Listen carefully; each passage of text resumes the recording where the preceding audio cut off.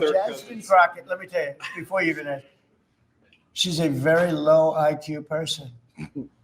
I mean, if we ever had to pass an aptitude test, that's the one should take one because she shouldn't even be in the crowd. So I have no idea what you're going to, but I don't think we should waste our time. This is a low IQ person who I can't even believe is a congressperson between her and Ilhan, Omar, and the group. You know, I met the head of Somolia. Did you know that?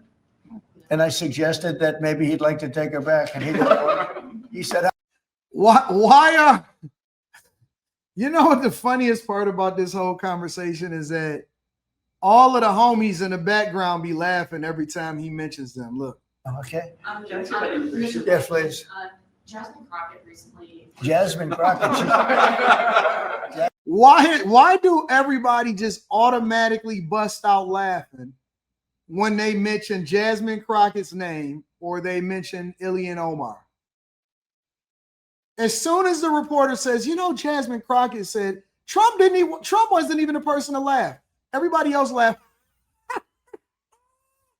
They just all started laughing at Jasmine Crockett. I don't know why they did that.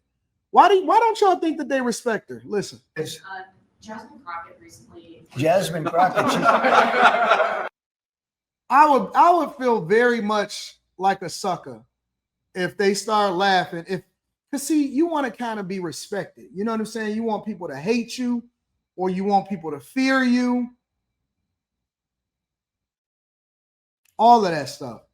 You said, hey, AD, I was enjoying that last hour of after hours and you took it out. Listen, that's for the people that stick around for the whole live stream. Then y'all can get the whole shebang. You can't get the whole shebang if y'all don't stick around for the whole live stream. You don't be knowing what's going on. Remember what I said? Is she a relation to the late, great Davy Crockett? I don't think so. Jasmine Crockett, let me tell you, before you even ask, she's a very low IQ person. I mean, if we ever had to pass an aptitude test, that's the one should take one because she shouldn't even be in the crowd. So I have no idea what you're going to, but I don't think we should waste our time. This is a low IQ person who I can't even believe is a congressperson between her and Ilhan, Omar, and the group. You know, I met the head of Somolia. Did you know that? And I suggested that maybe he'd like to take her back. And he didn't want. He said, I don't want her. Okay, what else? Go ahead. Let's hear what Crockett said. Go ahead. You compared ICE raids to slave patrol. I want to ask you. To slave? To slave patrol. I want to ask you, do you think that there should be consequences for members of Congress who make these types of comparisons or use Yeah. Well, I think she's gone over the line, and I think a lot of the people. Look, the Democrats have become radical left lunatics. They have policies that nobody's going to buy. And, you know, I see what's going on in New York. We're going to have perhaps a communist mayor because it's split up. You know, if the people would get together and have one candidate, they'd have, I think, a pretty good chance. But it looks like maybe they're not going to do that. But we're going to end up with a communist mayor. It's not even believable, my beautiful New York. When I left New York to become president, it was a great place. But it was the beginning of bad things because we had de Blasio. Had just started as mayor, and I said, this guy's a real nut job. Went to Harvard to teach management. Can you believe it? He went to Harvard to teach city management along with the mayor of Chicago, who went to Harvard to teach. The two of them are teaching how to manage a city manage it into hell is what they. I was, aside from Jasmine Crockett and Ilhan Omar, Zoran Mamdani he's almost like the final boss when you think about Karen Bass and what's the Chicago Brandon Johnson. It's like the final boss, the final communist, the final socialist of all of the people, right? Because whereas you thought that they were bad, if Mamdani get over in New York, he is going to destroy the entire city. He is going to destroy the entire city. And not only is he going to destroy it, he's the ultimate DEI candidate. The ultimate DEI candidate, bro. He is, I think he's Muslim. Jesus Christ. I just can't believe that the people of New York will let that type of thing happen. Honestly, bro. And it's sad because the New York that we knew, the New York that we grew up on, even if you never wanted to move there, you understood the culture in New York. It's all gonna be gone. I was looking at Portland. I was looking at people that were talking about Portland. You know, they used to have this thing where keep Portland weird. I think Nike is over there and all of that other type of stuff. Portland is absolutely crumbling. Crumbling. I went to Portland. I went and visited Portland recently. Portland is absolutely destroyed, bro. It looks like it got stuck in a hipster phase of development and diversity, equity, and inclusion, and it just stopped. Taxes is crazy. People running from the city. It's horrible. It's horrible. Even their arena. Bro, I said, give me back to Detroit. That's the honest to God. Me and Rita was over in Portland. I said, man, I want to go back to Detroit. I never thought that I'd be saying that in my life. I said, I want to go back to Detroit. The arena is old. I went to a game and I had an opportunity to talk to Chauncey Billups, right? Because he was the coach of the Portland Trailblazers. I said, man, because Chauncey is back and forth a lot of times because obviously he's a part of the championship 04 Pistons team. And he's very connected to Ben Wallace and all of that other type of stuff, right? And so he gets honor every time that Portland comes to Detroit. And I said, bro, well, I'm not going to say what he said, but I said what I said to him because I ain't trying to get him in no negative spaces. But I was just like, bro, I said, the arena. I said, bro, they ain't even got no VIP like that. It ain't the same. They ain't got no this and that, so on and so forth. I said, this place is old. It's old.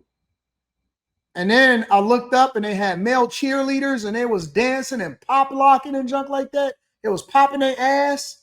I said, man, I'm ready to go back to the city, bro. I'm straight up ready to go back to the city. I couldn't believe it, bro. I'm ready to go back to the city. I couldn't believe it. Could not believe it, bro. Amazing. They're going to destroy New York. If that boy become mayor, they're going to New York as you know it will never be the same. But that was the beginning, and now we're going to go a step further. Now we're going with the communists. Can I be honest? I think it's the greatest thing to ever happen to the Republican Party. I really do. Thanks. I think if a communist takes over New York City, I think that's a gift to the Republican Party. It's sad for New York, but it's a gift. And New York will recover because, you know, sometimes you need a shock like that to straighten you out. But it's politically, it's probably a very good thing. Mr. President, can I ask about immigration, crime, and the World Cup? Actually, so That's a lot of. You have a number of cities that are pushing back against your immigration deportation move as well as your crime initiatives. Some of those cities. I don't think they're very much. But some of those cities have World Cup games. Yeah. Seattle, San Francisco. They're going to be very. They're going to be very secure. But could those games move if they don't cooperate with your crime push? Well, that's an interesting, I guess, but we're going to make sure they're safe. They're run by radical left lunatics and that don't know what they're doing. Look at Washington, D.C. I just got numbers. There's like no crime in Washington, D.C. You, Jeff, will not be mugged walking down the street. You can walk down the street with your family. You can walk down your street with your wife, your daughter, your son, and you're not going to be. We took out 1,700 career criminals that we're not allowing back. And we have this city in great shape. You know, there was a time when not long ago, when every single week you'd have at least one murder. And look what's happening with Washington. It's safe. I went to dinner in Washington just to prove a point. I gave a press conference in the middle of a street. I wouldn't say Secret Service was thrilled, but I did it. And here I am. Look, Washington, D.C. is such a great example of what can be done. We did it in 12 days. We made it. Mika, have you been into the inner city of D.C. to confirm this? Have you been to the inner city of D.C. to see how much different it is and how much safer it is? You have been? What is it like?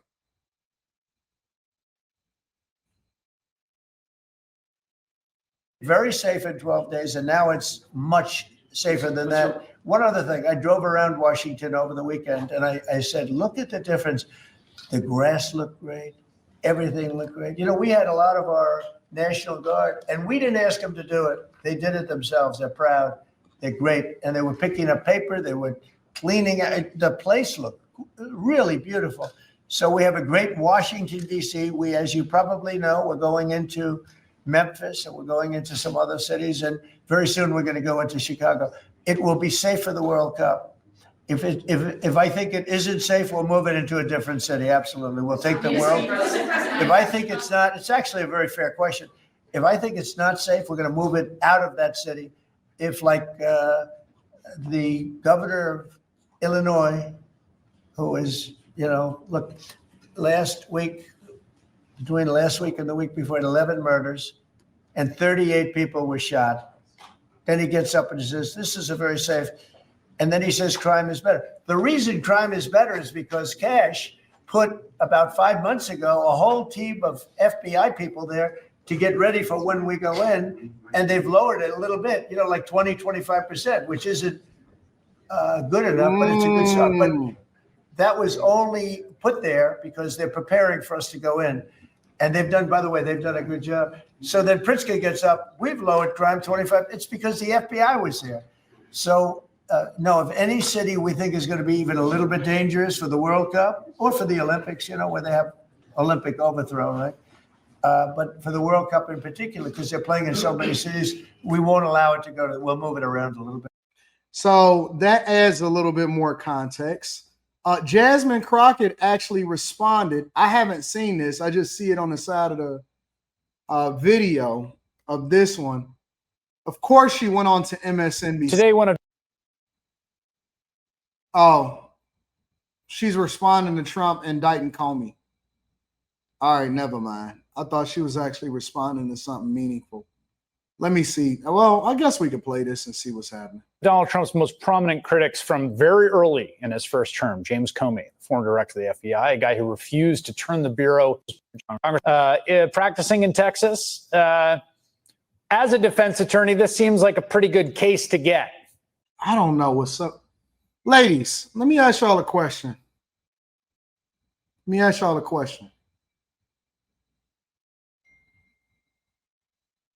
What's up with the fucking eyelashes?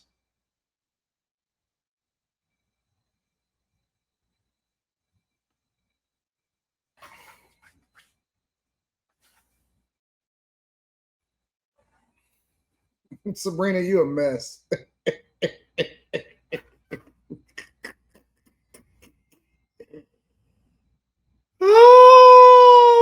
Somebody going. Somebody is going. Somebody going.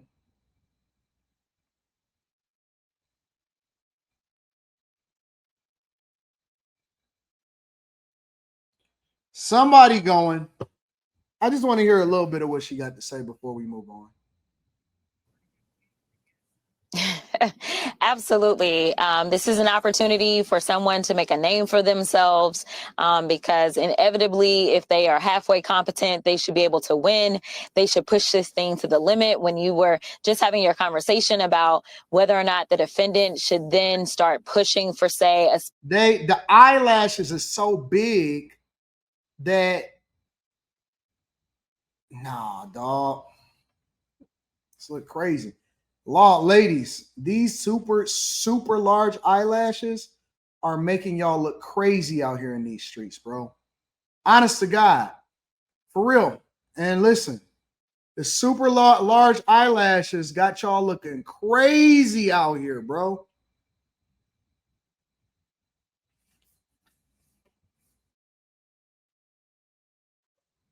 I just paused it, literally. I literally just paused it. And I can't see it, dog. They like, yeah, bro, they're like umbrellas. I don't know what the fuck that is.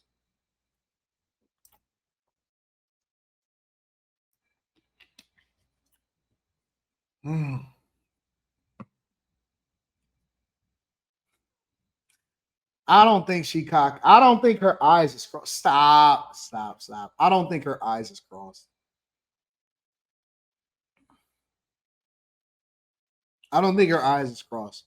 I'm not even talking about look. I'm not talking about looks. I'm talking about the eyelashes, bro. Seriously, the eyelashes is crazy. Because even, let's just say hypothetically that her eyes is crossed.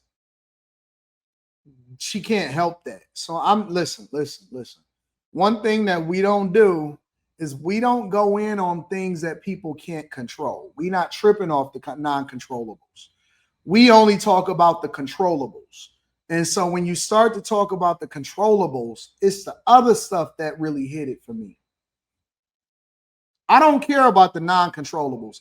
You can't control whether you've been born a man or a woman. You can't control whether you're light or dark.